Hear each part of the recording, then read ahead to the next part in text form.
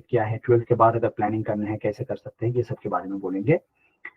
तो सबसे पहले थोड़ा जर्मन एजुकेशन सिस्टम के बारे में बात करेंगे। इसका हम जैसे अब 10th होता है, 12th होता है, फिर उसके बाद ग्रेजुएशन या फिर ITI इस टाइप का होता है, फिर मास्टर्स हायर स्टडीज होता है।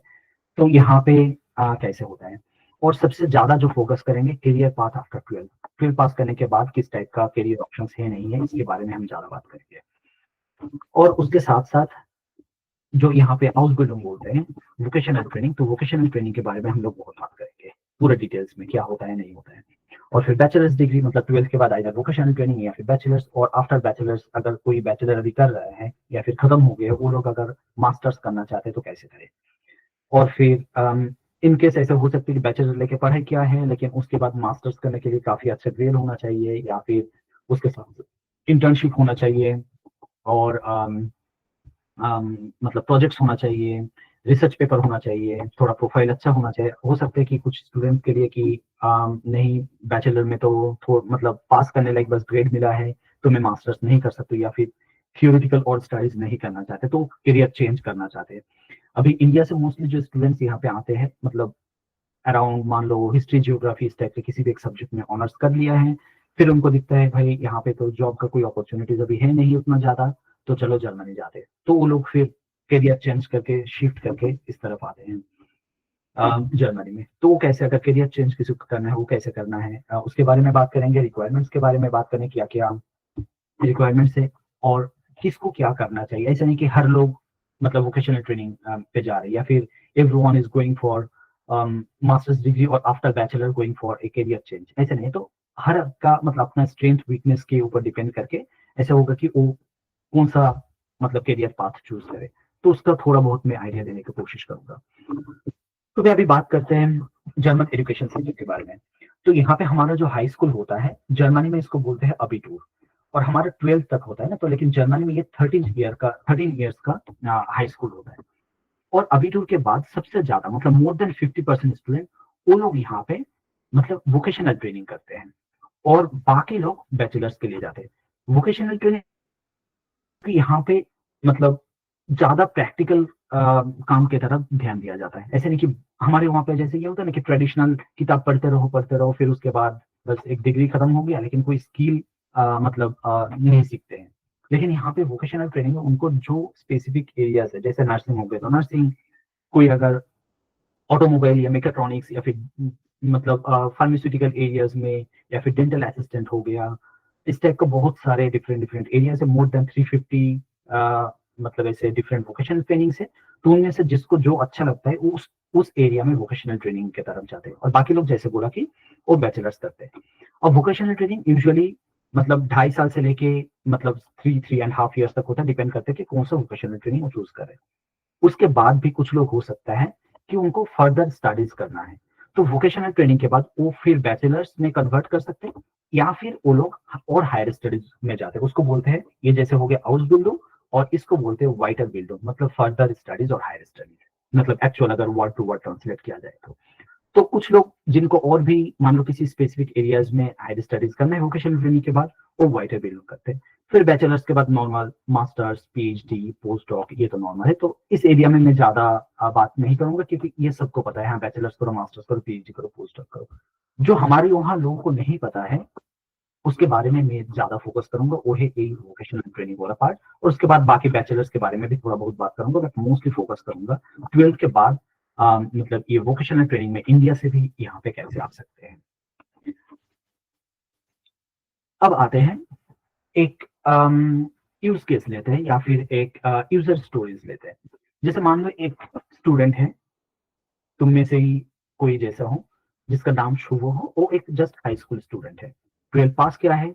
सब लोग जैसे वो भी कंफ्यूज है कि 12th के बाद अगर, और यहाँ पे बात करें कि प्लानिंग करियर इन जर्मनी, तो जर्मनी में क्या करियर ऑप्ट कर सकते हैं 12th के बाद, तो हम उसी के बारे में बात करेंगे।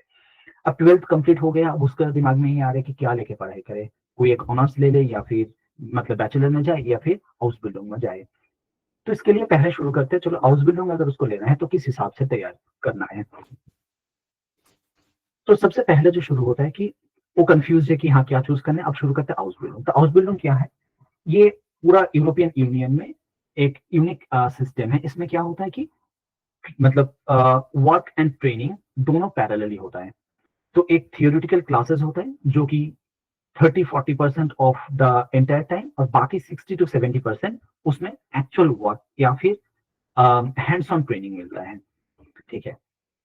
और इसके बाद जैसे मैं बोला था 350 प्लस हाउस बिल्डिंग प्रोग्राम्स है, तो उसमें ट्रेनिंग और क्लासरूम मतलब जो ट्रेनिंग हो रहा है और प्रैक्टिकल ट्रेनिंग दोनों पैरेलली हो रहा है, और एट द एंड उनको थोड़ा बहुत एग्जाम्स भी देना पड़ता है, उसके बाद एक सर्टिफिकेट भी मिल जाता है यहाँ का गवर्नमेंट से।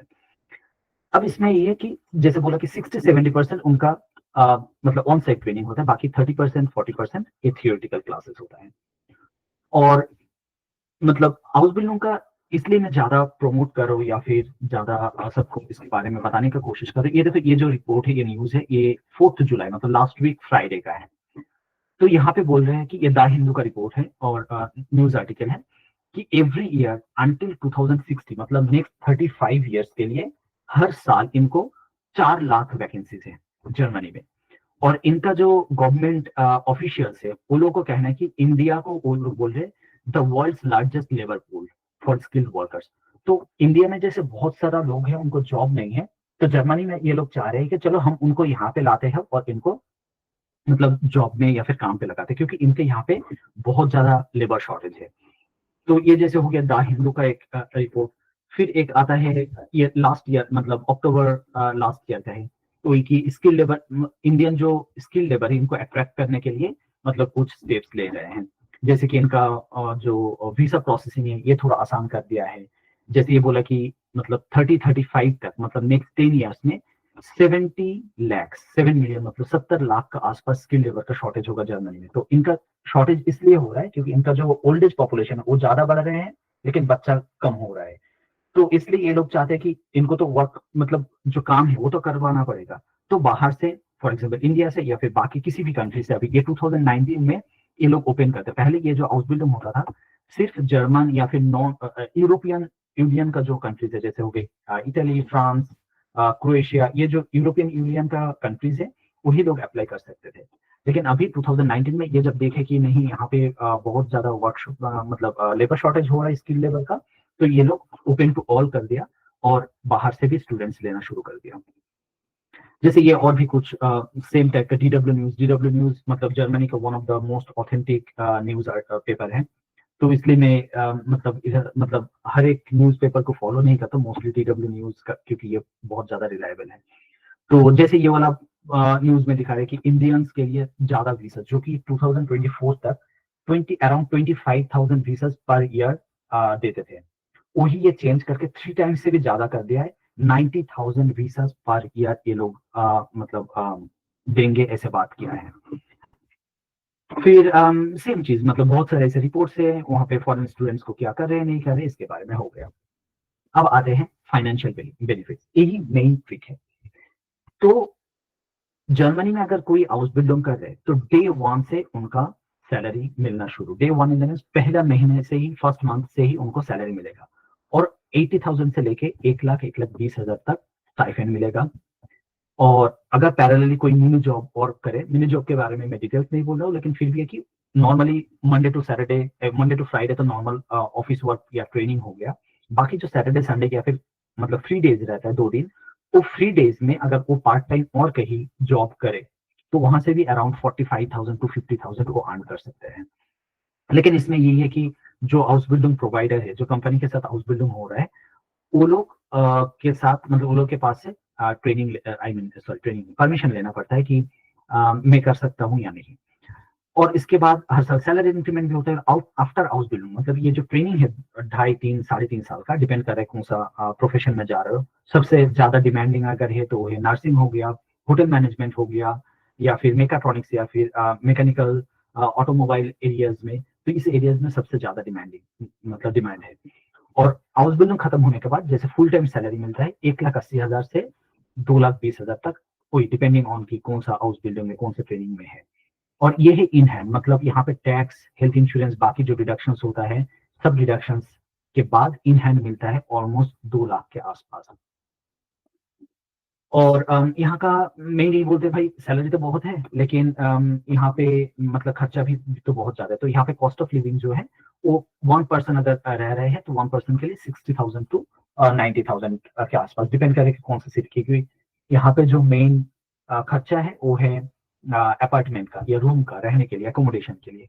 तो उस सिटी के ऊपर डिपेंड करता है, ज्यादा कम तो मोरलेस 60,000 से लेके 90,000 तक हो सकते हैं, या फिर जैसे म्यूनिक, फ्रैंकफर्ट, बर्लिन, hamburg, ये कुछ बड़ा बड़ा सिटीज है जहाँ पे उससे थोड़ा ज्यादा भी हो सकता है।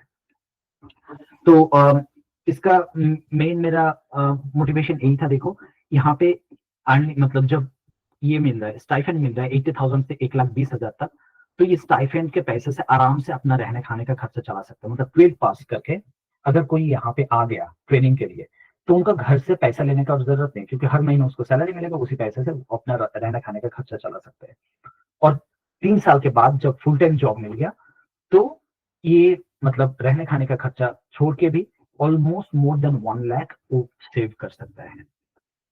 अब रिक्वायरमेंट्स में आते हैं, क्योंकि ये तो हो गया अच्छा कहानी, हाँ बहुत पैसा मिल रहा है। अब पैसा तो ऐसे ही नहीं मिलेगा ना, थोड़ा बहुत मेहनत भी करना पड़ेगा। तो मेहनत क्या है? रिक्वायरमेंट से यह आता है कि सबसे पहले कि 12 पास सर्टिफिकेट होना जरूरी है। फिर आता है कि जर्मन लैंग्वेज प्रोफिशिएंसी, ये इनका मेन ट्रिक है। आइडियली एटलीस्ट B1 तक, या फिर रिकमेंडेड है कि B2 तक किया जाए। क्योंकि B2 जैसे फॉर एग्जांपल नर्सिंग या फिर और कुछ स्पेसिफिक प्रोफेशन है जहाँ पे B2 ही चाहिए। होटल मैनेजमेंट या फिर बाकी और कुछ ऑटोमोबाइल इंडस्ट्री में इस कुछ एरिया, ऐसे कुछ एरियाज हैं जहाँ पे B1 में भी हो जाता है। अब नर्सिंग में B2 इसलिए जरूरी है क्योंकि वहाँ पे फॉर एग्जांपल पेशेंट को ट्रीट करना है थोड़ा बहुत, तो वहाँ पे लैंग्वेज समझना पेशेंट का, यहाँ पे जर्मन है मान लो, कोई एक ओल्ड कोई पेशेंट है, उनको इंग्लिश नहीं आता है, तो जर्मन में ही बात करेगा ना, हमारे वहाँ पे जैसे होता है। अब उनका बात समझना, उनको प्रॉपरली देखभाल करना, ट्रीट करना, वो अगर सही से नहीं कर पाएंगे तो दिक्कत हो सकता है। तो इसलिए नर्सिंग या फिर ऐसे कुछ प्रोफेशन है जहाँ पे B2 मतलब काइंड ऑफ मैंडेटरी है, और बाकी प्रोफेशन के लिए मतलब B1 इज ओके। बट मैं एक्चुअली रिकमेंड करता हूँ कि यहाँ आने के लिए B2 तक ही करें। अब इसके बारे में बात करें कि B1 B2 मतलब क्या होता है, और जो उम्र मतलब एज कैटेगरी है, आइडियली 18 to 30 में बोलता हूँ। But as such officially documented ऐसा कुछ नहीं कि एज क्राइटेरिया क्या होना चाहिए। Even there are some examples की लेट 30s में, जो कि 35, 37, 38 ईयर्स ऑफ ओल्ड है, मतलब उम्र है, उस उम्र में भी वो जर्मनी आए हैं।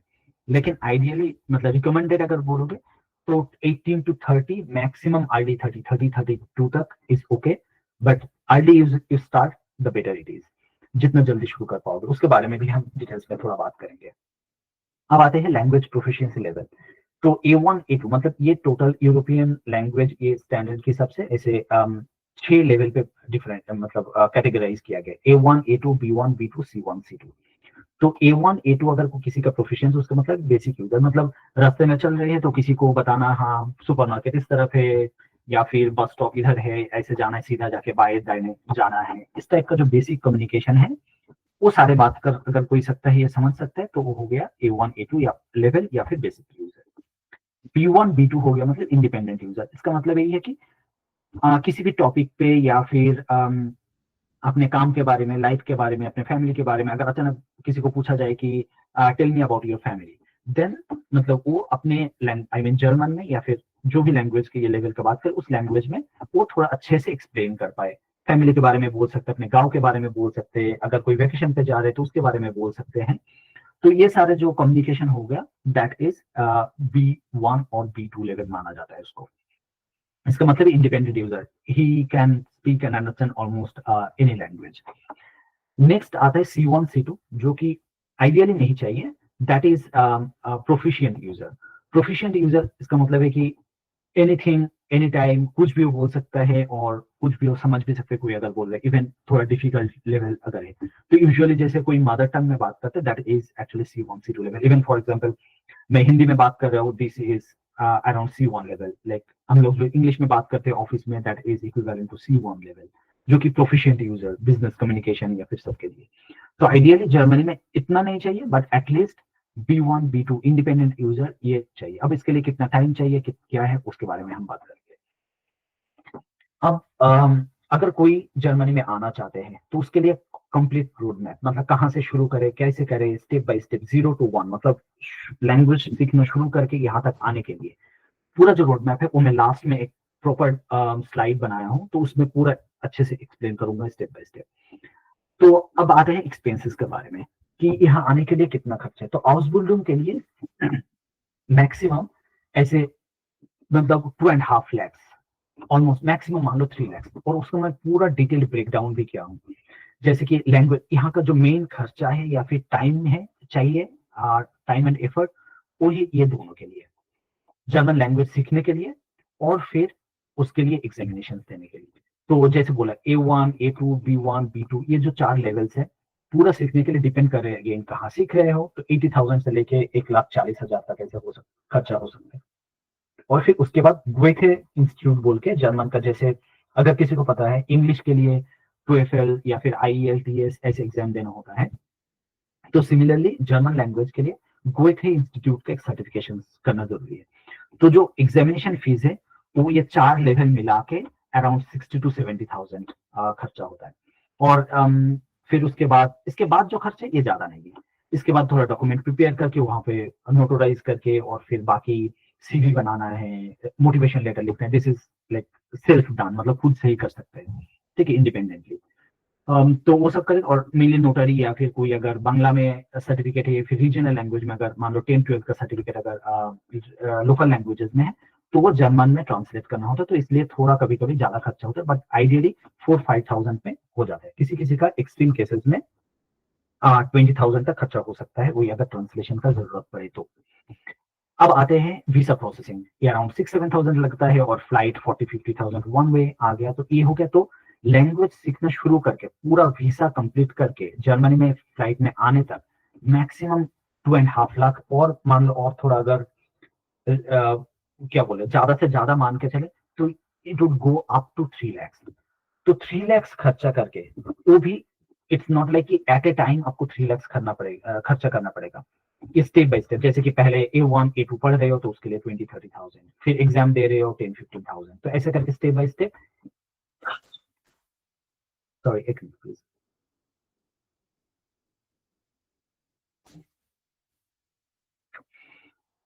तो जो बोल रहा था कि स्टेप बाय स्टेप अगर पूरा का पूरा खर्चा देखे तो that would go up to 3 lakhs।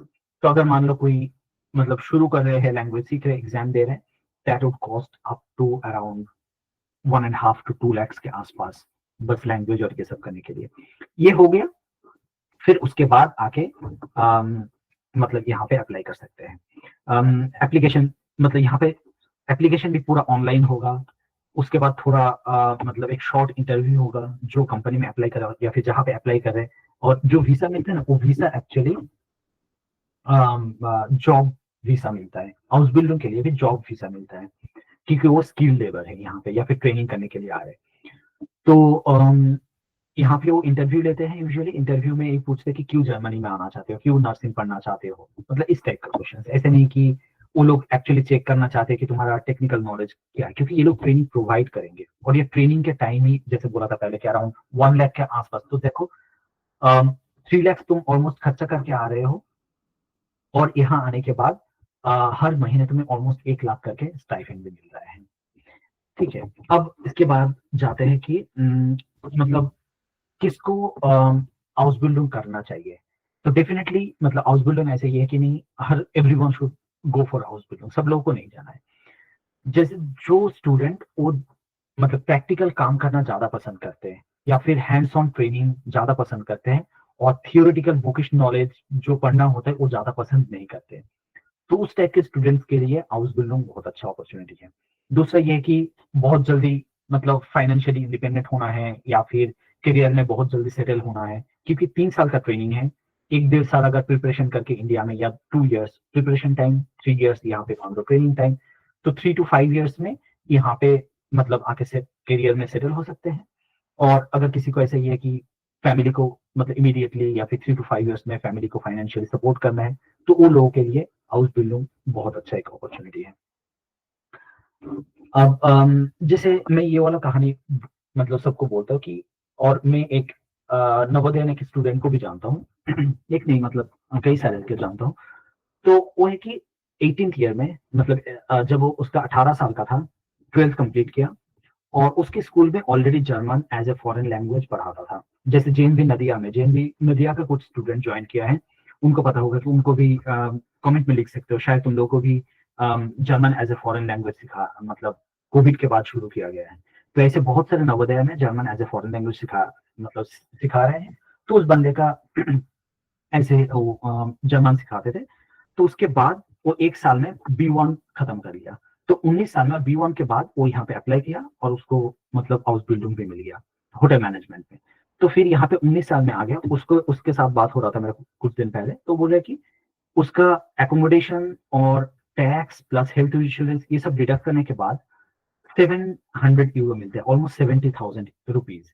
तो उसके बाद मैक्सिमम उसका बाकी रहने आई मीन खाने का खर्चा, क्योंकि एकोमोडेशन का डिडक्शन होके ही आता है उसके लिए, मतलब हर एक के लिए ऐसा नहीं होगा। तो उसका अभी एज ए स्टूडेंट ट्रेनिंग के टाइम में उसका हर मंथ 50,000 या 40-50,000 आराम से सेव कर सकता है। तो हर महीने अगर कुल मतलब एकोमोडेशन का इंक्लूड करके देखो तो हर महीने उसका 1 लाख के ऊपर उसका एक्चुअल उसको बोल रहा था कि 1400 मतलब 1,40,000 के आसपास उसका स्टाइफेंड मिल रहा है। और 3 साल ट्रेनिंग के बाद उसका कंप्लीट हो जाएगा, मतलब 21-22 साल के अंदर वो मतलब करियर में सेटल हो जाएगा। और उसका तब इनहेंस सैलरी होगा ऑलमोस्ट 1,80,000 से 2,20,000 के आसपास। तो यही बोल रहा था कि 3 लाख अगर खर्चा करते, ऑब्वियसली उसके साथ एफर्ट चाहिए जर्मन लैंग्वेज सीखने के लिए, फिर एप्लीकेशन, ये सारी चीज ये तो है ही। But at the same time मतलब वो मेहनत के बाद इसके बाद रिजल्ट भी मतलब ये है कि यहाँ पे फाइनेंशियल स्टेबिलिटी आ जाएगा और फुल टाइम जॉब मिलने के बाद मतलब सैलरी भी बहुत अच्छा है। तो इसके बाद की कॉस्ट ऑफ लिविंग अगर तो 18 साल में अगर एचएस के बाद कोई शुरू करे तो 21-22 साल में वो सेटल हो जाएगा करियर में, और उसके बाद अपना कॉस्ट ऑफ लिविंग के बाद भी ऑलमोस्ट 1 लाख से ऊपर सेव कर सकता है। और कोई मोस्टली जैसे मैं और कुछ स्टूडेंट को जानता हूँ जो कि होते हैं, मैं पहले जैसे बता रहा था कि ग्रेजुएशन वहां पे किया है जनरल लाइन में। तो पहले मैं जो बता रहा था कि यहाँ पे बहुत सारे स्टूडेंट जो कि ग्रेजुएशन के बाद आते हैं, और ग्रेजुएशन के बाद इसलिए आते हैं यूजुअली जनरल लाइन लेके शायद कोई पढ़ाई किया है, फिर उसके बाद करियर अपॉर्चुनिटीज कुछ नहीं दिखता है, तो वो लोग अराउंड 2021 में शुरू करते हैं, या फिर ग्रेजुएशन के टाइम में ही वो लोग जर्मन सीखना शुरू करते हैं। अराउंड 22-23 साल में वो लोग यहाँ पे आ जाते हैं, अराउंड 25-26 के अंदर वो करियर में सेटल हो जाते हैं। That is also good in my opinion. और फिर सेम कि वहाँ उनको काफी अच्छा सैलरी, तो बहुत अर्ली अगर सेटलमेंट चाहिए करियर में तो ये काफी अच्छा करियर अपॉर्चुनिटी हो सकता है। और एप्लीकेशन प्रोसेस के लिए फर्स्ट जो ये है स्टेप है वो है जर्मन लैंग्वेज, ये सीखना पड़ेगा। वो ऑलमोस्ट 1 साल लग जाता है अगर कोई मान लो पढ़ाई के साथ साथ सीख रहे, फॉर एग्जाम्पल ग्रेजुएशन में जनरल लाइन में 2nd-3rd ईयर में हो, उसके साथ साथ सीख रहे हो, तो शायद 1 साल की जगह अप टू 1.5 ईयर भी लग सकता है, डिपेंड करे कि कितना एफर्ट दे रहे हो, कितना टाइम दे रहे हो। तो जर्मन लैंग्वेज सीखने के बाद सेकेंड स्टेप जो है कि सारे डॉक्यूमेंट आइदर इंग्लिश में या फिर अगर लोकल लैंग्वेज में तो उसको जर्मन में ट्रांसलेट करना होता है। फिर उसके बाद यहाँ क्या कुछ ऑफिशियल साइट्स है, वहाँ पे मतलब कोर्स ढूंढना होता है कि मैं कौन सा, अगर नर्सिंग करना है तो नर्सिंग कहाँ जाना है, मतलब कहाँ पे अप्लाई करना है, या फिर होटल मैनेजमेंट करना है तो कहाँ पे जाना है। तो ये सारे सर्च करने के बाद शॉर्टलिस्ट करना है और फिर ऑनलाइन अप्लाई करना है। और ऑनलाइन एप्लीकेशन के बाद वहाँ से यूजुअली इंटरव्यू के लिए बुलाते हैं, शॉर्ट इंटरव्यू के लिए। और वहाँ पे मेनली यही पूछते हैं कि क्यों जर्मनी में आना चाहते हो। और ये जर्मन में होता कि यहाँ पे पहले भी जैसे बता रहा था कि कोई टेक्निकल मतलब क्वेश्चंस नहीं पूछते हैं, मोस्टली वो लोग लैंग्वेज प्रोफिशिएंसी चेक करते हैं कि ढंग से या ठीक ठाक बात कर पा रहा है या नहीं जो कैंडिडेट है। क्योंकि यहाँ पे उनको जब ट्रेनिंग देगा, उनका जो इंस्ट्रक्शन मिलेगा, फॉर एग्जांपल नर्सिंग के लिए जैसे बोल रहा था कि ये चीज करना है पेशेंट के लिए, ऐसे करना है वैसे करना है, तो ये सारे इंस्ट्रक्शन उनको समझ में आना चाहिए। होटल मैनेजमेंट के लिए फॉर एग्जाम्पल अगर चॉपिंग मतलब कुछ खाना बनाने का स्टेप्स में कुछ ये करना है, कैसे करना है नहीं करना है, उनको जब ट्रेनिंग मिलेगा, वो ट्रेनिंग जब जर्मन में होगा तो वो समझ में आना चाहिए। तो इसलिए इंटरव्यू में मेनली वो लोग मोटिवेशन देखते हैं कि कितना मोटिवेटेड है यहाँ आने के लिए, और सेकंड जो है कि जर्मन लैंग्वेज प्रोफिशिएंसी देखते हैं, बस इतना ही, बाकी और कुछ नहीं देखते हैं। और इसके बाद कंफर्म होने के बाद इंटरव्यू के बाद अगर सिलेक्शन हो गया, वो लोग एक डॉक्यूमेंट भेजते हैं, एक्सेप्टेंस लेटर, और वो दिखा के बस वीजा अप्लाई करना है। तो प्रिपरेशन समरी में ऐसे बोलता कि मेन जो एफर्ट है वो है लैंग्वेज प्रोफिशिएंसी के लिए।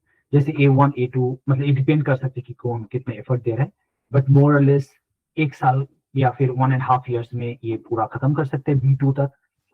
और फिर उसके बाद डॉक्यूमेंट रेडी और प्रिपरेशन और एप्लीकेशन के लिए जैसे 12th पास और या फिर डिग्री सर्टिफिकेट, सीवी चाहिए, कवर लेटर चाहिए और फिर ऑनलाइन अप्लाई करना है।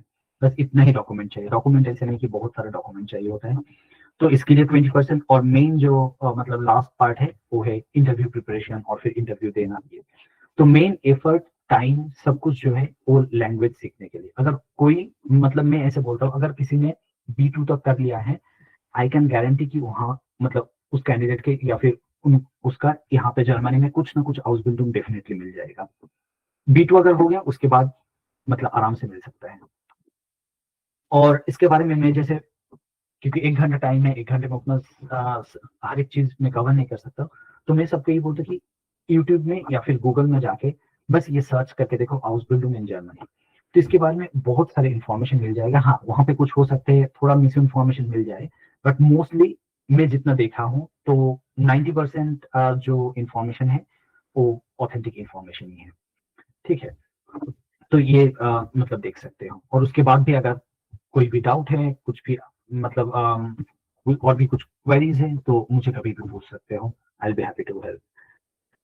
तो अभी पहले जो शुरू किया था कहानी कि जो शुरू है वो हाई स्कूल कंप्लीट किया है, वो अगर 12th मतलब जर्मनी में करियर करना बनाना चाहते हैं तो क्या करेंगे। तो 12th पास के बाद हम लोग देख लिए कि अगर वो हाउस बिल्डिंग अप्लाई करना चाहते हैं, फिर करना चाहते हैं, उसके लिए रिक्वायरमेंट्स क्या क्या है, स्टेप्स क्या क्या है, एप्लीकेशन प्रोसेस है, हम लोग ये देख लिए। अब हम देखेंगे, चलो यही सेम बंदा अगर वो बैचलर पढ़ना चाहते हैं जर्मनी में और मैं बस करियर इन जर्मनी में ही फोकस करो, तो हाउस बिल्डिंग हो गया। अब हम देखेंगे अगर वो बैचलर पढ़ना चाहते हैं तो उसके लिए क्या क्या रिक्वायरमेंट है। अब जर्मनी में पहला फर्स्ट स्लाइड में जो दिखाया था शायद याद होगा, तो यहाँ पे था उनको 12 हमारा जैसे हाई स्कूल होता है 12 साल का, जर्मनी में वो 13th ईयर ऑफ एजुकेशन होता है। ठीक है, तो 13th ईयर एजुकेशन, तो ये बैचलर के लिए अगर कोई मतलब अप्लाई करना चाहते उनको भी 13th ईयर एजुकेशन होना चाहिए। तो 13th ईयर दो मतलब ऑप्शन है वो के लिए, वो नेक्स्ट स्लाइड में बताता हूँ। और उसके साथ लैंग्वेज B2 या C1, क्योंकि यहाँ पे ये थियोरिटिकल बहुत सारे बुक्स है, पढ़ना है, एग्जाम्स देना है, तो बहुत फ्लुएंट होना चाहिए। इसलिए अगर जर्मन टॉट प्रोग्राम है तो यूजुअली B2 C1 बहुत रिसेंटली शुरू हुआ है, कुछ कोर्सेज जो इंग्लिश में पढ़ाते हैं लेकिन मोस्टली मतलब जर्मन में है, तो B2 या फिर मोस्ट ऑफ द केसेस में C1 चाहिए होता है उनको। सेकेंड, अब आते हैं कि अगर 13th ईयर एजुकेशन फिर कैसे किया जाए। तो फर्स्ट ऑप्शन जो है 12 पास करने के बाद अगर जर्मन लैंग्वेज प्रोफिशिएंसी है B2 तक एटलीस्ट या B1 तक करके भी आ सकते हैं यहाँ पे आके, फिर 1 ईयर का यहाँ पे जर्मनी में पढ़ाई करना है बैचलर से पहले, और उसको बोलते हैं स्टूडेंट कॉलेज। तो ये 2 सेमेस्टर, 1 ईयर मतलब 2 सेमेस्टर में पढ़ाई होता है। ऑप्शन 2 है वो 12 पास करने के बाद 1 साल इंडिया में मतलब किसी भी कोर्स में एडमिशन लेके 1 साल खत्म कर सकते हैं, और उसके बाद अगर जर्मन प्रोफिशिएंसी है तो फिर वो जर्मनी में आके बैचलर्स के लिए अप्लाई कर सकते हैं। ऑब्वियसली बाकी डॉक्यूमेंटेशन वगैरह वो तो करना ही है, बट 13th ईयर वो इंडिया में ही कंप्लीट करके यहाँ पे आ सकते हैं। ओके, तो अब देखते हैं यहाँ पे एक्सपेंसेस कितना है, क्योंकि यहाँ पे जो बोला कि स्टूडेंट कॉलेज, अगर वो स्टूडेंट कॉलेज यूजुअली लोग यहाँ आके करते हैं, अगर वो यहाँ पे आके कर रहे हैं, बाकी जो जर्मन लैंग्वेज या फिर वीसा फ्लाइट वो तो पहले जो 3 लाख का खर्चा दिखाया था 2.5 लाख का उतना ही है। मेन जो खर्चा होता है यहाँ पे ये है स्टूडेंट कॉलेज का, और यहाँ पे रहने खाने के लिए हर साल 11 लाख करके गवर्नमेंट को दिखाना होता है, या फिर खर्चा भी होता है। जैसे 90,000 में मैक्सिमम ये दिखाया था, तो गवर्नमेंट को दिखाना होता है कि उनको रहने खाने के स्टूडेंट को यहाँ पे रहने खाने के लिए अपना मतलब फाइनेंशियल स्टेबिलिटी है। तो पहला जो स्टूडेंट कॉलेज का 1 साल है, उस 1 साल में वो यहाँ पे पार्ट टाइम जॉब नहीं कर सकता है आइडियली, तो उसके लिए 11 लाख, और फिर फर्स्ट ईयर ऑफ एजुकेशन के लिए और 11 लाख, तो 22 लाख के आसपास उसको ब्लॉक अकाउंट वो अपने पास ही रहता है, बस ब्लॉक करके दिखाना होता है। तो कुल मिला के अगर देखा जाए तो 25-26 लाख के आसपास खर्चा है अगर कोई यहाँ के बैचलर करना चाहते हैं। अब इसलिए मैं इसको रिकमेंड नहीं करता हूँ, बट आई रिकमेंड कि इंडिया में बैचलर कंप्लीट करके अगर किसी को हायर स्टडीज या फिर हाउस बिल्डिंग किसी को अल्टरनेट पाथ चूज करना है, देन मास्टर्स चूज करो, दैट्स कंपैरेटिवली इजियर। लेकिन फिर भी अगर कोई मतलब हाउस बिल्डिंग नहीं, सॉरी मैं स्लाइड यहाँ पे गलती कर, अगर कोई बैचलर के लिए यहाँ पे ऑप्ट करना चाहते हैं तो आई सजेस्ट कि अगर किसी का फाइनेंशियल स्टेबिलिटी है और फैमिली सपोर्ट है देन गो फॉर इट, और उसका अगर एम है कि नहीं मुझे प्रोफेशनल करियर फील्ड में जाना है या फिर एकेडमिक रिसर्च फील्ड या फिर हायर स्टडीज करने में, मतलब बैचलर मास्टर्स पीएचडी इस टाइप का बहुत क्या बोलते हैं डायरेक्टेड गोल्स है फ्यूचर के लिए, करियर के लिए, देन वो इतना, या जैसे बोला कि फैमिली में फैमिली स्टेबिलिटी है, फैमिली सपोर्ट है फाइनेंशियली, अगर ऐसा कुछ है तो वो मतलब बैचलर्स के लिए यहाँ पे आ सकते हैं। अदरवाइज आई रिकमेंड की मास्टर्स इज मच बेटर। तो अब शुभो के लिए वो हाई स्कूल स्टूडेंट था, खत्म हो गया, उसको बैचलर या फिर हाउस बिल्डिंग करना है, उसको समझ में नहीं आ रहा था। आई होप मतलब मोस्टली लाइक यू, तो अभी समझ में आ गया कि मतलब अगर बैचलर करना है या फिर हाउस बिल्डिंग करना है 12th के बाद। अब आते हैं थोड़ा बहुत इसके, मतलब इसमें ज्यादा टाइम नहीं लगेगा क्योंकि इसका मास्टर्स और पीएचडी पोस्ट डॉक में बहुत स्ट्रेट फॉरवर्ड है स्टेप्स, तो इसलिए थोड़ा ही मैक्सिमम 5 मिनट्स में खत्म कर दूंगा इसको। तो ये बैचलर में अगर मान लो वो मास्टर्स करना चाहते हैं बैचलर्स के बाद, और उसका अगर बहुत अच्छा, और मास्टर्स करने के लिए बहुत अच्छा ग्रेड्स चाहिए, और उसके साथ कुछ प्रोजेक्ट्स, इंटर्नशिप या फिर रिसर्च पेपर होना जरूरी है। मतलब जस्ट ग्रेड से नहीं, ग्रेड प्लस एटलीस्ट 1 और 2 आउट ऑफ दीज ऐसे होता है, तो पोर्टफोलियो अगर प्रोफाइल अच्छा बनता है then they can come for a masters program. और मोस्टली मास्टर्स इंग्लिश में हो जाते हैं, जर्मन लैंग्वेज नहीं चाहिए होता, but there are some German taught programs where you need German proficiency. So that's same.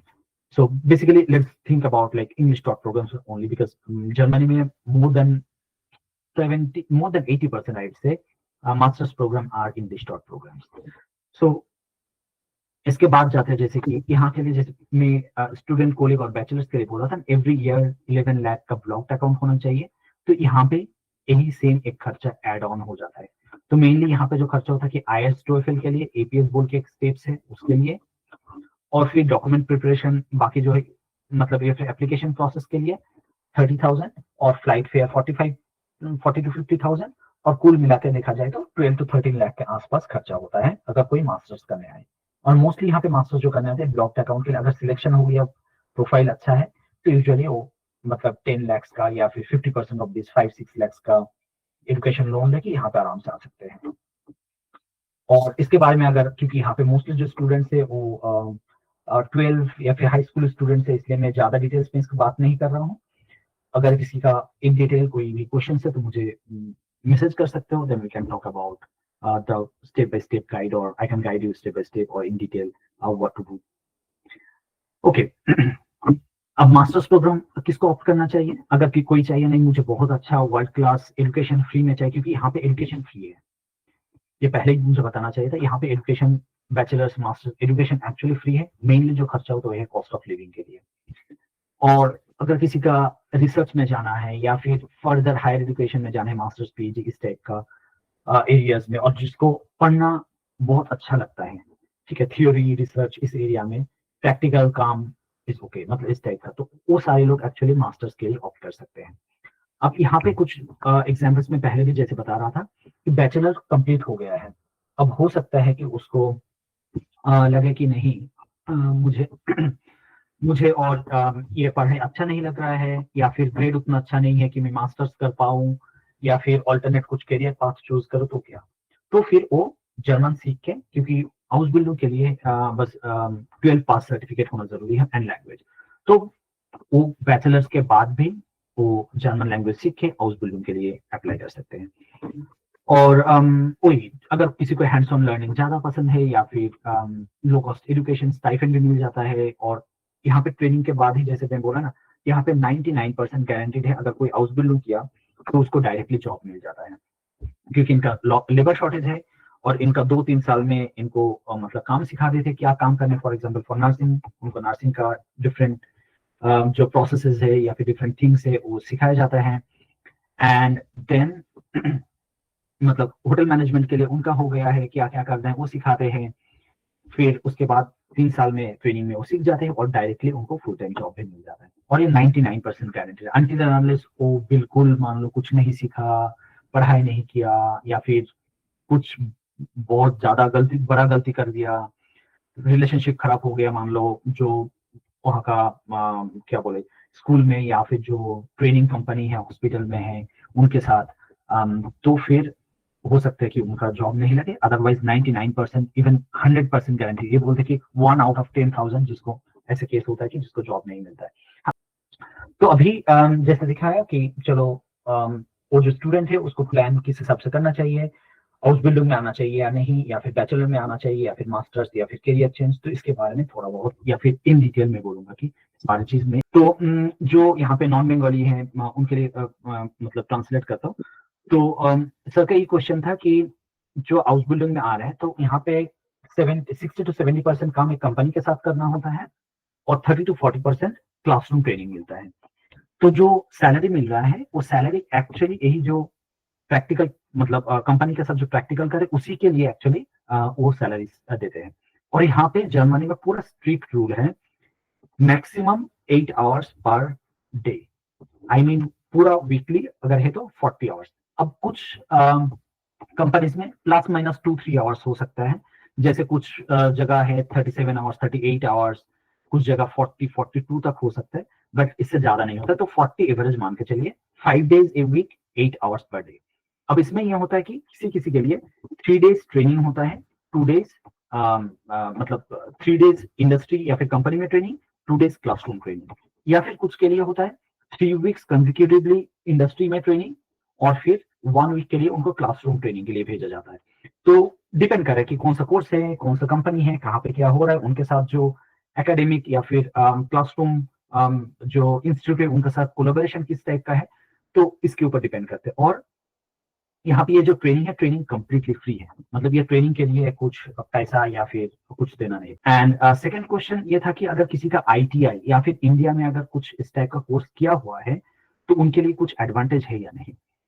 तो अगर किसी का आईटीआई या फिर नर्सिंग या होटल मैनेजमेंट या फिर कंप्यूटर में डिप्लोमा इस टाइप का किसी भी कोर्स 12th के बाद इंडिया में कर चुके हैं और वो अगर सिमिलर फील्ड में यहाँ पे हाउस बिल्डिंग के लिए अप्लाई कर रहे हैं, फर्स्ट बेनिफिट इज उनको एक्सेप्टेंस रेट बहुत ज्यादा बढ़ जाता है, because they have some experience. जो इनको ट्रेनिंग देंगे वो ट्रेनिंग उसको ऑलरेडी थोड़ा बहुत पता है उसके बारे में।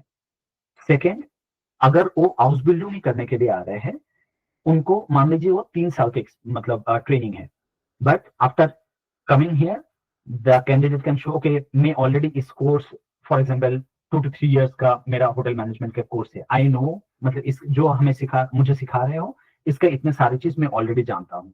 देन वो 3 साल का कोर्स शॉर्टन करके 2.5 years का मतलब थोड़ा शॉर्ट किया, या फिर 2.5 years का अगर ट्रेनिंग है तो वो 2 years का मतलब 6 months का वो शॉर्ट किया जा सकता है, जिससे कि जल्दी खत्म भी हो जाएगा एंड जल्दी फिर जॉब भी मिल जाएगा। यहाँ पे हाउस बिल्डिंग के लिए अगर किसी को आना है तो first and foremost criteria is German language proficiency. Now I take like 10 minutes or so to explain, not even 10 minutes, just 5 minutes to explain road map कैसे होना चाहिए। तो ये है कि अगर 12 पास किया है कोई बंदा, वो चाहते हैं कि नहीं मुझे हाउस बिल्डिंग करना है, और सबसे अच्छा हाउस बिल्डिंग जो है वो है नर्सिंग। और नर्सिंग में इवन मतलब ट्रेनिंग के टाइम ही मतलब बहुत अच्छा ये मिलता है, स्टाइपेंड मिलता है, इसलिए मोस्टली नर्सिंग थोड़ा कॉम्पिटिटिव भी है। इनका सबसे ज्यादा labour shortage health care areas में ही है, एल्डरली केयर फिर नर्सिंग इस एरिया में। तो हाँ, जो बोल रहा था कि अगर किसी को ऐसे आना है नर्सिंग के लिए तो वो शुरू करेंगे 12th के बाद। अगर इंटेंसिव सिर्फ जर्मन सीख रहे हैं, पैरेलल उनका कुछ और ये नहीं है, गोल नहीं है, या फिर पैरेलल कुछ एजुकेशन नहीं चल रहा है, then it would take hardly 2 months, even less than 2 months। A2 के लिए भी less than 2 months it's possible. Then B1 के लिए 3 months। So within 6 to 7 months ये B1 हो जाएगा। Then another 4 months for B2। So ideally around 10-11 months German B2 तक करना पॉसिबल अगर डेडिकेटेडली डेली 4 to 5 hours पढ़ाई कर रहे हैं तो। फिर 1 साल के अंदर उनका मान लो B2 हो गया, पैरेलली उनका डॉक्यूमेंट प्रिपरेशन यही हो जाएगा। डॉक्यूमेंट प्रिपरेशन और उनका साइड बाय साइड ये भी देखा हो कि ये 2 तरह के एग्जाम दे रहे हैं, A1 A2 B1 ऐसे करके एग्जाम दे रहे हैं। फिर डॉक्यूमेंट प्रिपरेशन में और 2-3 महीने लग जाएगा एप्लीकेशन करने के लिए। फिर इंटरव्यू वीसा ये सब करने के लिए 3 to 5 years। तो मैक्सिमम विद इन 1.5 months मतलब यहाँ आना पॉसिबल है, अगर 12th के बाद डेडिकेटेडली कोई इसके पीछे टाइम स्पेंड कर रहे तो। तो पैरेलल अगर स्टडी कुछ चल रहा है जैसे 11th-12th में है, या फिर कोई 12th के बाद ग्रेजुएशन शुरू कर दे है लेकिन उनका फ्यूचर प्लान है नहीं मुझे हाउस बिल्डिंग करना है, तो ये प्रोसेस ऑब्वियसली थोड़ा स्लो डाउन हो जाता है। तो उसके लिए for example double the time मान लो, but it completely depends on how much effort you put. तो A1 के लिए 3-4 महीना लग सकता है, A2 के लिए अगेन 3 to 4 मंथ्स लग सकता है, B1 के लिए अराउंड 6 to 8 मंथ्स और B2 के लिए फिर अराउंड 6 to 8 मंथ्स और फिर उसके बाद एप्लीकेशन और डॉक्यूमेंट प्रिपरेशन के लिए 3 मंथ्स, इंटरव्यू विजिट के लिए और 6 महीना। तो कुल मिला के फिर भी देखा जाए तो अराउंड विद इन 2 ईयर्स मतलब यहाँ पे आना पॉसिबल है। मतलब अगर मान लो फर्स्ट ईयर में हो, फर्स्ट ईयर के साथ साथ ही प्रिपरेशन ले रहे हो तो स्टिल दैट इज पॉसिबल। तो इस टाइप का मतलब प्लानिंग कि हाँ पैरेलली ग्रेजुएशन चल रहा है, if I get a better opportunity in Germany, I'll leave my drop out from the college and then I'll go for Ausbildung। तो इस टाइप का तो यही थोड़ा रोड मैप है, दिमाग में सोच लो कि क्या प्लान है फ्यूचर में। अगर जर्मनी में अगर जाना है then what you can do, अगर Ausbildung नहीं है then obviously masters is another option. मतलब लेकिन वही कि अपना बैचलर का ग्रेड्स बहुत अच्छा होना है, उसके साथ कुछ प्रोजेक्ट्स या फिर इंटर्नशिप, एक्स्ट्रा करिकुलर एक्टिविटीज, ये सब में बहुत ज्यादा एक्टिव होना है। और ये है मेरा कॉन्टैक्ट इन्फॉर्मेशन यहाँ पे मुझे कनेक्ट कर सकते हो। और अगर कोई स्पेसिफिक क्वेश्चन है इसको स्क्रीनशॉट ले लो, इसको स्कैन करके मुझे क्वेश्चंस डिटेल में लिखना, तब मुझे मैं फिर उसको रिप्लाई कर पाऊंगा। प्लीज मैसेज में एज डिटेल एज पॉसिबल लिखने की कोशिश करना।